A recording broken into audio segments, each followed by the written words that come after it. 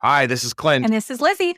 Today we interviewed Andres Obando, VP of Sales at Coordinadora Mercantil. This is our first interview with a company based outside of the United States and Colombia specifically. That's right. And he gave us a few different tips that our audience can learn from. Yeah, I think the one that really jumped out to me is what it's like to run a business with your family. That's always a tough challenge out there. And to grow one of the largest businesses in Colombia with your family members was certainly a challenge that he figured out how to get around. Agreed. And I also like his tip for CRM administrators on deploying CRM functionalities that I think our sales team and CRM admins can learn from. That's right. Start small, think big, move quickly. And he's a man of international travel. So getting to know Andres as a person, I thought was really a neat part of today's show. So with that, we're going to go ahead and kick off the show now and let you guys all get to know Andres better. Thanks for joining us today on the Fuel Growth Podcast. What is the right growth equation for your company? Is it pipeline, brand, product, customers, employees? Join us as we interview CEOs, entrepreneurs, and seasoned executives to explore what it takes to propel your business into growth. Joining us today is Andres Obando, Vice President of Sales at Coordinadora Mercantil, the largest logistics and delivery company in Colombia. Originally from Colombia, Andres studied business as an undergraduate at Babson College in Boston, and then earned his MBA at IE Business School in Madrid, before returning to Medellin to ultimately run sales for Coordinadora. Andres speaks English, French, and German, in addition to his native Spanish, and is the author of 3 books. Welcome to the pod, Andres. Hi, Clint. Hi, Lizzie. First of all, thank you very much for this invitation. It's amazing to be here and talk about our company, talk about logistics and how it's going all over the world, but specifically in Colombia and in Latin America, it's having a huge boom. So it's very interesting. Yeah, so we are happy to have you join and also to learn from you today, Andres. Thank you. I'm actually going to kick us off. We like to get to know our guests better with an icebreaker question. I understand that you are a world traveler. Can you talk to us about your all-time favorite meal and where would be the ideal setting to enjoy it? Awesome. I think that is an icebreaker. It's very gets the nerves out. But I really think I'm more of a romantic, even though like I'm in business, logistics, a lot of Excel, a lot of Gmail, everything, apps, plugins, whatever. But I think I'm more of a romantic in like my personal life. I'm big reader, a big literature fan, and a big travel fan. So I think I would probably choose like an entrecôte in Paris. There's a specific restaurant there that's called Relais de l'Entrecôte, and I love it. And any day of the week, I would be happy to visit Paris again. Oh, beautiful. And it's one place I have not yet visited. Well, Andres, tell us a bit about your company. What exactly does Coordinadora do and how do you stand out in your market? Perfect. So we're a 57-year-old company. It was actually founded by my grandfather, Obando. And he started being a surgical salesman in Bristol Myers Squibb. It was called Squibb back in the day, and he won a couple of prizes as the best salesman in the world. Actually, he traveled to New York for a worldwide prize, and he saw that there was a big lack of logistics in Colombia, and that whatever he was able to sell from one city to the other, it didn't arrive the next day or not even the next month. He went back to another city in Colombia and to visit the same pharmacy, and the products that he had sold weren't even there. So he saw this lack of logistics and he founded Coordinadora. Today we are basically based on a parcel service company. So we are a lot of cross-docking, a lot of e-commerce. We're mostly focused on packages. We're not focused on big truckloads of, for example, delivery from point A to point B of a huge truckload of either oil or gas or anything like that. It's basically a parcel service, and that's where we're mainly focused on. I think in being in the transportation industry, one of the important things is to find a focus and find where you're good at, because you can't do everything. And there are a lot of opportunities that come to the table constantly. And really, I think one of the most important things is to figure out that focus and strategy and keep on rolling with that. Yeah, I've certainly learned that in my career that focus is how you differentiate, focus is how you stand out, focus is how you excel as a company. So Coordinadora is essentially the UPS or the DHL of Colombia. Is that correct? Exactly. FedEx, DHL, UPS, like those are one of our competitors and actually partners for international parcel service. And I was visiting Bogota and Medellin just a few months ago in June, and I saw your trucks all over the cities. That's a brand that everybody sees every day whenever they're outside of their house, right? Yes, precisely. We actually, we think of ourselves as part of our marketing strategy is having our trucks completely like branded and very beautiful, very tidy, because at the end of the day, I think that's one of our main marketing strategies. And I don't know how to say it in English, but like we think we're one of the most physical marketing, the biggest physical marketing company in the country, actually, because we have like our brand all over the country just because of our trucks. It's a household brand, we would say. Now, you mentioned this just briefly at the intro here. You have a special relationship with the company and the other leaders that you run the company with. Tell us about a family-run business. It's quite interesting, actually. So I'm part of the third generation of the company, and it's three of us. Three of us are cousins that are working inside the company. My cousin, he did the generational jump a couple of years ago, and he's actually the president right now.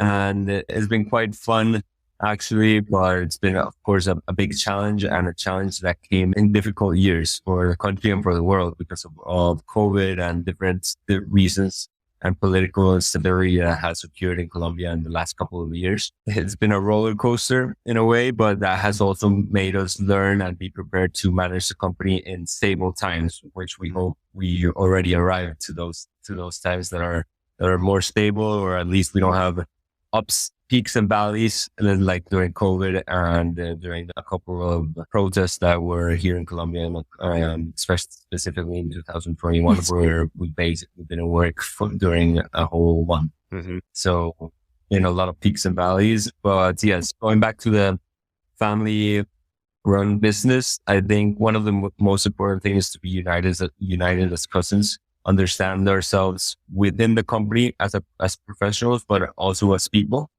And one of the most important things that I think, and my aunt, she was the president for 40 years, she did was unite us in that sense. And she's actually the one that constantly keeps the family united in the personal wise.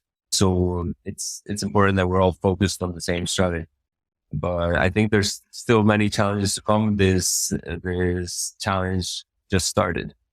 Yeah, that's something that I wanted to hit on with you too, is it must be hard to balance the demands of growing one of the most recognized brands in Colombia and doing it with your family. And you've just thrown out your cousins as partners in the business, your aunt. Do you have any advice for our listeners who are in a similar situation? Yes, I think one of the most important things definitely with running a business with your family is letting the egos out, like not making the egos be a problem. Nobody has to be focused on why is somebody the president and why the other one is not the president. I think that's not the main focus on strategy. The main focus to grow as a business, and we have to see the big picture to make sure that being a family doesn't intervene in the growth of the company. And the other is also have a big family protocol. So we actually did a huge 6-month work with EY.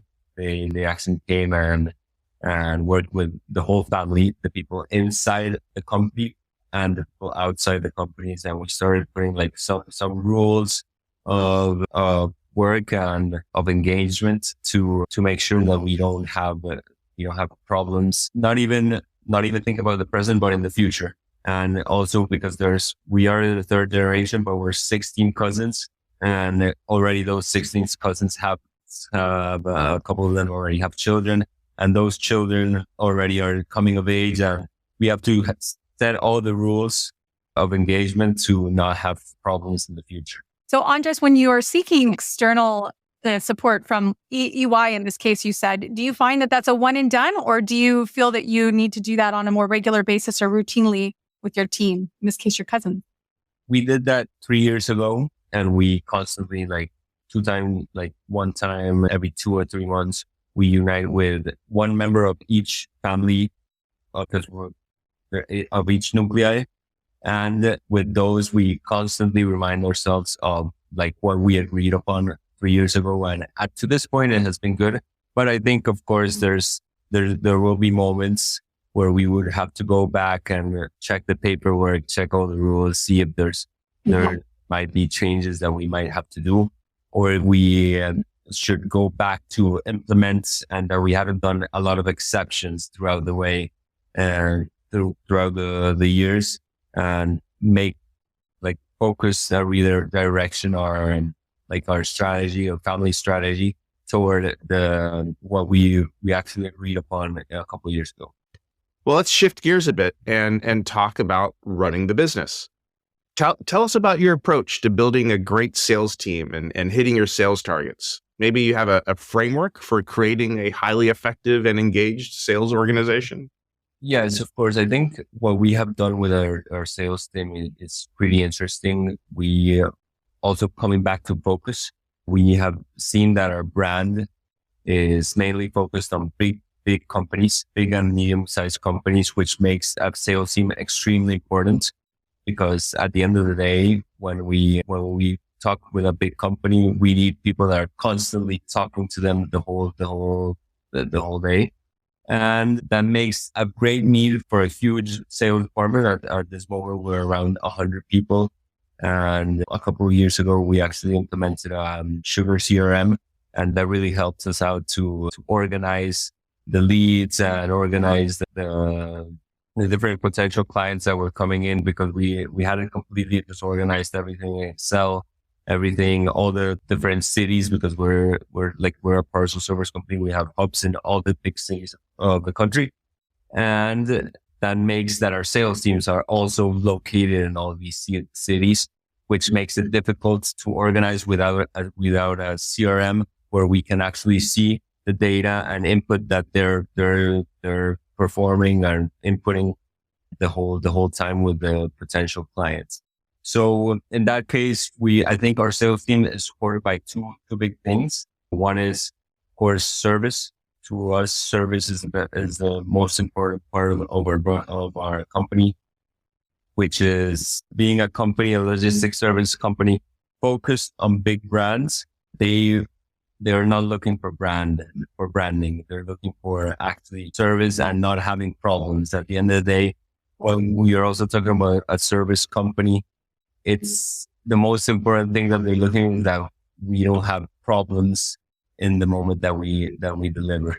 So that's one of the big focus, and the other focus would be branding for the smaller clients that we do see great potential.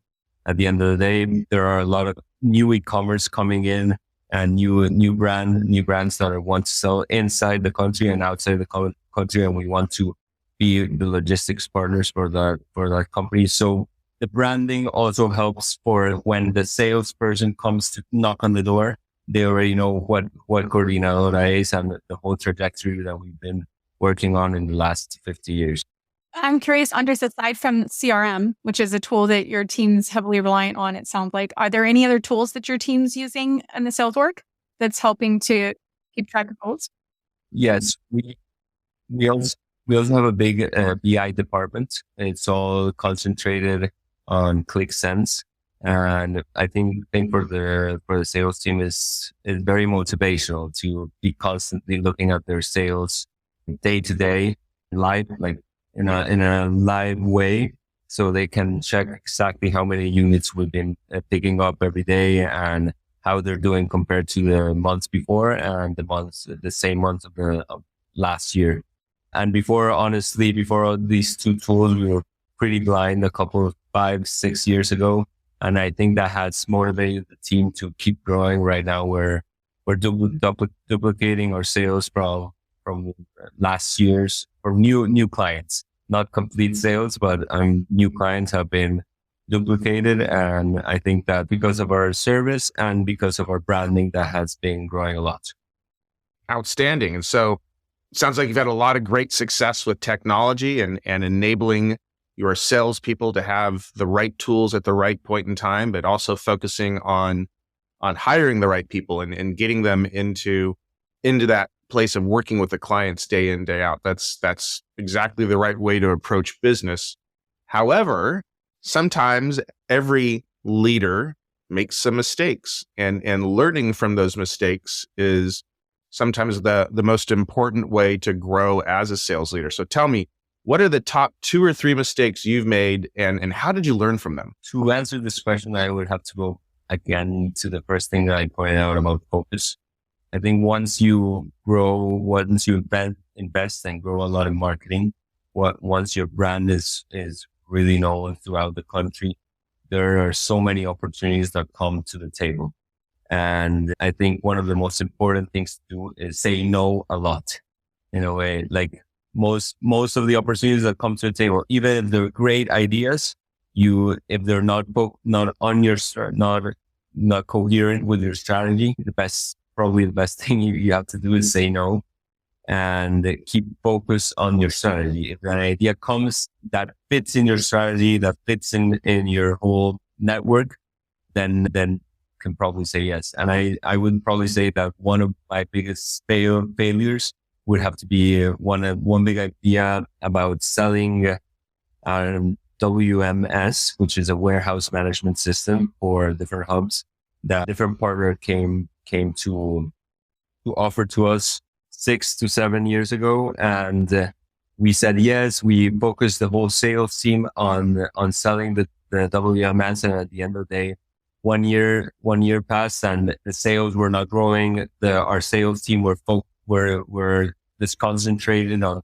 2 big things that were completely apart. Because yes, of course, a WMS system looks like it would be a good fit for a parcel delivery company. But at the end of the day, a sales team and a salesperson can only take like a couple of things in their day-to-day basis. So I think that would be a big like failure for us, especially because at the end of the day, it did affect our sales and parcel and transportation that year. So I'm going back to like what I learned from that is definitely like keep focusing and make sure to accept ideas that are coherent with your strategy. I agree to that one. I've made that mistake myself, and I can certainly imagine trying to turn your sellers into both software salespeople and logistics salespeople at the same time was probably more than could be accomplished. Yeah, and I think there are like I would name that was one of my personal biggest defeats to say it like that. But there are many that come on a day-to-day basis, and I think the most important thing to have in mind is that there's always time to turn back like the strategy. You not because you said a couple months ago and gathered the whole team and told them, okay, from now on we're doing things this way, or commissions are this way, or we're heading toward this market. Doesn't mean that 2 months later you can't come back, rewind, and say to everybody, hey guys, we had a fault. We're gonna change a couple of things, readjust, and like that we're gonna actually increase our sales. So I think one of the important things is not to be afraid to actually accept your faults and to tell the team that we are constantly gonna be readjusting. Also, I think that's important for them to know that no strategy is a completely 100% real, maybe, or not like placed on stone, because we always have to be readjusting the strategy. It sounds like, Andres, you've had to create a culture of semi-agility so that your employees know that we are going to be experimenting sometimes. We may fail and we may come back and say, we're going to try something different because this clearly didn't work. So if I had to take a guess, but I'm looking to you to verify, do you have a transparency model with your employees? And if so, do you find that they are accepting of change? Yes, I think especially when you show through sales and through growth that there are opportunities for your employees, they will accept, of course, that there will be different changes that you will be performing on the strategy, and that many times it will work out for them. But there are a couple of times where, in a way, they will be affected by whatever change you perform. I think the important thing is that to show them also that there are different projects and opportunities for them to grow as a professional. And in talking about transparency, I think there has to be a balance also. You can't say absolutely everything, Sure. but it is important to also let them know that there are a couple of things that, for whichever reason, you're not going to mention at this point of the strategy. You mentioned a moment ago that you had rolled out Sugar CRM as your new CRM solution. And I'm curious, in there, any lessons learned on rolling out a new CRM technology for your team? Anything you can share with us? What went well, what didn't go well? Yes, of course. I think the discovery stage, at the end of the day, you learn a lot, you dream a lot, and everything in paper and with pencil seems pretty easy. But at the end of the day, that's with Sugar CRM and with any other software that you implement in a company, there are a couple of things that you have to depend on the developers.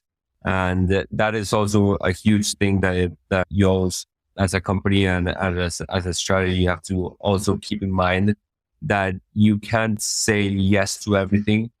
Also, because at the end of the day, and I think many of the executives out there hearing this will agree on this, is that you can't accept everything, because many times it all depends on your developing team and how fast you can actually work on it.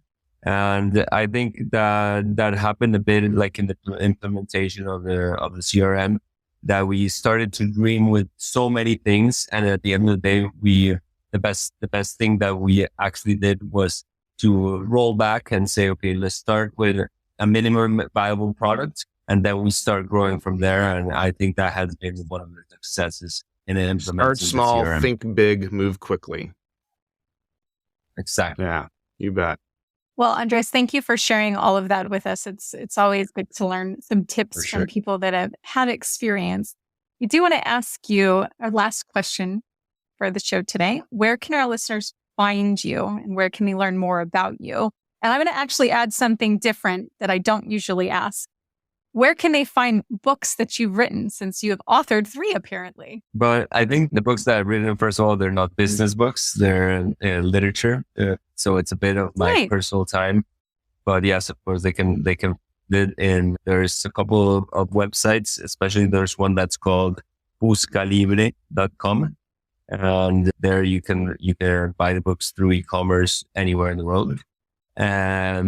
But yeah, it's where can people find us? I mean, find me and find the company. We're LinkedIn, we're YouTube, we're in Instagram. We're growing a lot the brand, because we understand that even though our big focus is big, medium, and big companies, there is a huge market for the regular person, how we say in Spanish in a way, and that we want to brand our company, and that everybody finds that in Coordinadora they have a reliable company to send their e-commerce and grow their businesses. Thank you. We appreciate your time today. Well, thank you, Andres. I know I personally spent a fair amount of time making sure that I could properly pronounce Coordinadora Mercantil. So I'm just going to say it one more time, because I worked on that for a while. But I want to thank you very much, Andres Obando, VP of Sales at Coordinadora, and for joining us and sharing your lessons learned and getting to know you a little bit better. Thank you, Ben. Thank you, Lizzie.